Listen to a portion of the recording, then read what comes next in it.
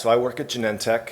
I am a senior scientific researcher in the Department of Oncology Biomarker Development. Biomarker being any molecule that we can use to get an idea of patient's prognosis and or whether or not they'll respond favorably to a particular therapy. And this is just, since I only have 10 minutes, a very superficial look into what I do and how I got there. So I'll be looking forward to taking questions and talking more deeply offline.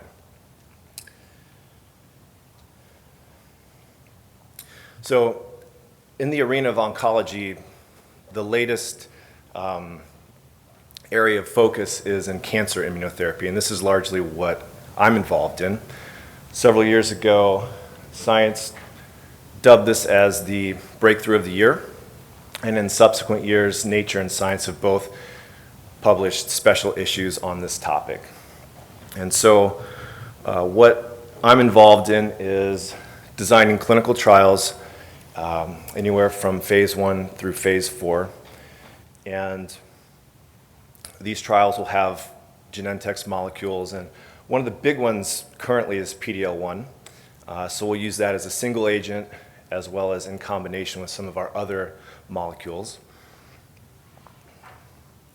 At the end of the trial, we'll determine the survival of the patients, and this can be in terms of overall survival, progression-free survival, disease-free, and event-free survival. And then after that, we look for different biomarkers, and we have many different ways of figuring this out, but we'll try and determine whether or not these biomarkers are predictive or prognostic. And to do this, we'll use multiple assays: gene expression by nanostring, fluidigm. We'll look at protein expression by immunohistochemistry. We'll do whole exome sequencing. And this is primarily outsourced to other vendors. So I'm not doing these assays myself. My role is more taking the data from those assays, analyzing it, and then using that to inform future trials. Okay? So my path from undergrad to Genentech started in the Midwest at Blackburn College. It's a small liberal arts college, and it has a very impressive amount of corn. So this was my intro to the field part of my career. There wasn't many research opportunities at Blackburn, but I was a part of this study that used gas chromatography to measure atrazine levels in the water surrounding these agricultural sites. From there, I went to Washington University and did research in an orthopedic surgery lab as a research tech, and then also worked on my master's in field biology, studying fence lizards. And to do this, you noose them, and lizards of this kind are pretty easy in terms of lizards to catch, but it does take a lot of practice and a lot of patience and a lot of failed attempts before you actually land that lizard. And so after that, I was thinking about doing a Ph.D. in tropical field biology, and you can't really do that very well in the Midwest. So I was looking at other areas, Australia, South America. But in that process, I met somebody who is now my wife, and she was going to school in St. Louis, so I decided it was worth staying there. So I applied to a Ph.D. at WashU and did research studying viruses in Cianorhabditis elegans. Is there actually a sign language for that? Cianorhabditis elegans. You'll have to, are you just spelling it? Okay. So after that, we moved to the Bay Area, and I decided to pursue both postdoc and industry options. And after thinking about it for a long time, I decided to take the industry route.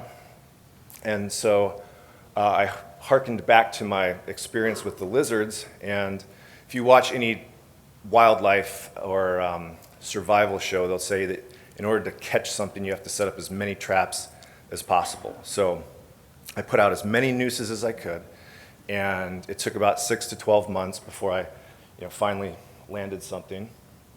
And that turned out to be Genentech, where I work now. And so the take-home message is that to do this, you have to network. That's the biggest thing you can do to help your career. And all of these steps would not have been made possible without that. So both in the US and in our field internationally, you have connections, and you really need to exploit those. And this is important because, I don't know if you can read this, but various sources say that up to 95% of the resumes submitted online aren't even viewed or won't get a response. And up to 80% of industry jobs aren't even advertised. So the only way you'll know about the good jobs is by word of mouth. And then up to 50% of jobs at top companies come from direct referrals. So it's very important that you network. Know when to stay at a certain place and know when to leave, when it's time to move on. Remain open to possibilities. So all of these things, from atrazine to orthopedic research to lizards and worms and oncology, are very different from each other. And so it was only because I was very open-minded to things that came my way that I was able to take this unconventional trajectory. Like I said, it took me 6 months. Sometimes it takes up to a year to get a job in industry. So you have to stay motivated and start now. And that's it. Thank you.